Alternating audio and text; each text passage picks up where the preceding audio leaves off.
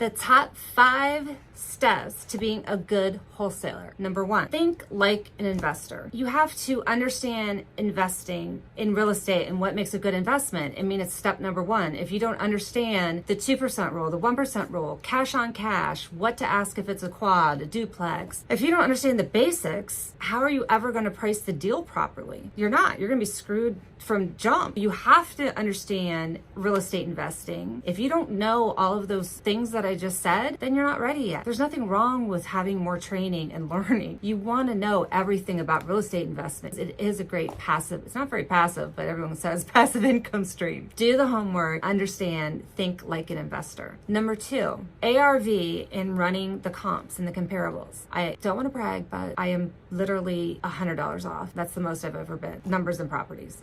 You've got to know them backwards and forwards, because if you get this wrong, your whole deal's shot. You don't have a deal. You gave them too much money and no investor will buy it. It's pretty simple. We're not dumb. We all have the same math. My math isn't different than, the only math that's different is if someone's a buy and hold versus a fix and flip person. You'll get typically a little bit more money out of a buy and hold person than you will a fix and flip. You don't always have homes that are livable. And for me, I wouldn't buy a home that needs tons of work to have a rental. It's just not where I am in my buying process. You can't do fantasy math either. If one house sold, as an example, if one house sold for $200,000, every other house sold for $100,000, $120,000, $140,000. You throw out the 200. You throw out the top, throw out the bottom. If that's not a comparable, something's weird. People might have done a blanket mortgage or bought 10 properties as part of a package. You throw out top and bottom and really look at the comparables. Do not go out unless you have to more than a quarter mile, because you're going to cross over major intersections and lines and school districts, and all of that stuff matters, especially in the more challenged areas.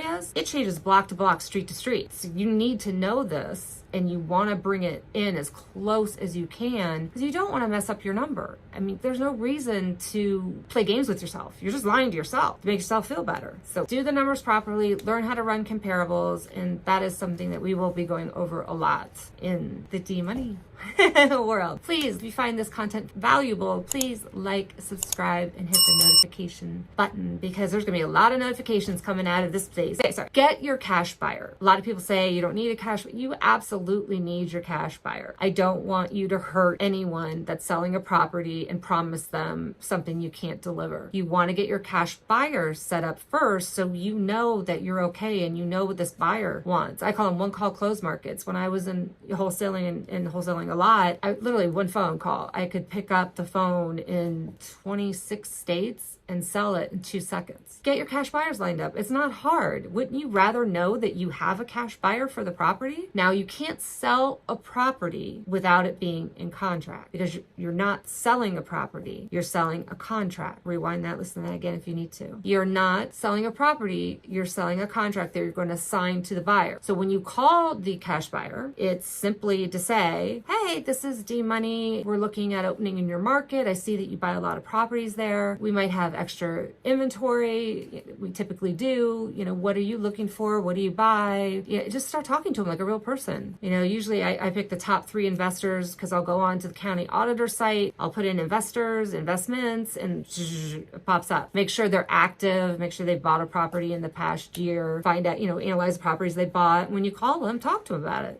It's not hard. It's super easy. There's tons of investors. If you've got it for the right price, they will buy it. You don't slap on, someone says, slap on $5 to $35 grand. Be fair, because if you're not, they're not going to work with you again. If that's a market that you really want to work in and you plan on being there long term, you don't get away with many $35,000 deals. My highest deal that I ever closed in wholesaling, and I hate to say it because I actually feel guilty about it because it's really bad. I knew I was never going to be in the market again. I know it's horrible. I made $75,000 on one deal, and that's after, this is 8 years. That's the highest I've ever made on one deal wholesaling. I don't feel I should, that was bad. I shouldn't have done that, but I wanted to see if I could. That's horrible. But it's not good, but I did do it. I don't have any skin in the game. Yes, I spent at the time I spent tons of money on advertising, but it cost me about $1,900 per contract closed that I had. That was my cost of advertising and everything all in. $75K, they probably made $40. I don't think that's really good or fair, but it's once in a lifetime. Sometimes you swing for the fences. ongoing relationship, what I do is I set it up when I'm in a market and going to have tons of inventory for them. The market has been so crazy the past 2 years, it hasn't been worth anything for wholesaling. Is I would tell them, look, very simple, you work with me, I either make 5, 10, or 15. You and I will discuss that once we find a property for you and you like it. You know, I'm upfront with them because I don't want them guessing, you know, is she making 20? Is she making, it's no way to have a relationship. So it's just very simple. And I said, look, you know, and if I do a great job, buy me a big gift for Christmas. I just like to be upfront, transparent, and then you can have a good relationship instead of him or her always wondering, what are they making on me? And then they're like looking at the HUD later to see, and it's the whole, that's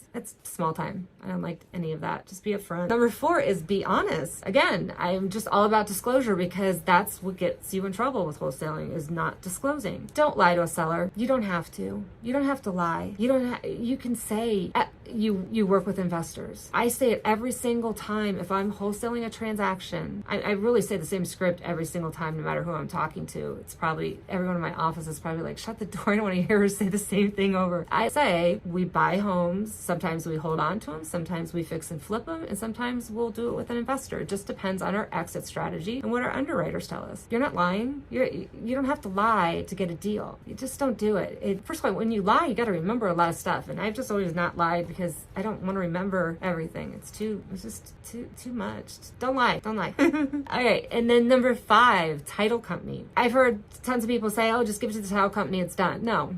The title company is there to pull a lien search and to see if you missed something. You should have already looked at the property to see if there's any liens. Or why are you wasting your time? Why are you putting it in contract? Why are you even going down this road just to get it booted out at title? They run the lien search and they'll put together the settlement statement. They'll do title insurance for the buyer. There might be a survey that needs to be ordered, but they're not there to carry your deal to the closing table. If you think that, no, you'd be sadly mistaken, and your deals will sit out there forever. The title company, and I'm telling you, I promise you, they will wait till the last minute to order your payoff if your seller has a mortgage. I'm not kidding you. Thousands of title companies I've worked for, 99.9% will wait. They don't even look at your file until like the day of closing. I have people at the title company, they're like printing off documents in their car while they're driving. They're not a very organized bunch. Don't let them fool you. But lenders are sending docs at the last minute. They're, you know, no one hired the notary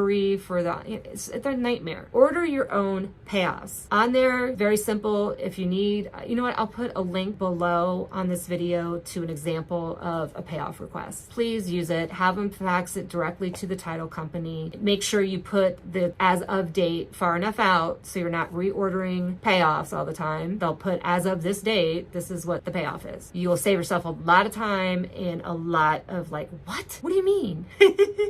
I mean, I've been there and I'm just like, oh, the closing's today. No, it's 5 days from now. They'll come up with every excuse in the world because for some reason they like to close at the end of the month too when they're the busiest. I don't know, it's been years and it hasn't changed.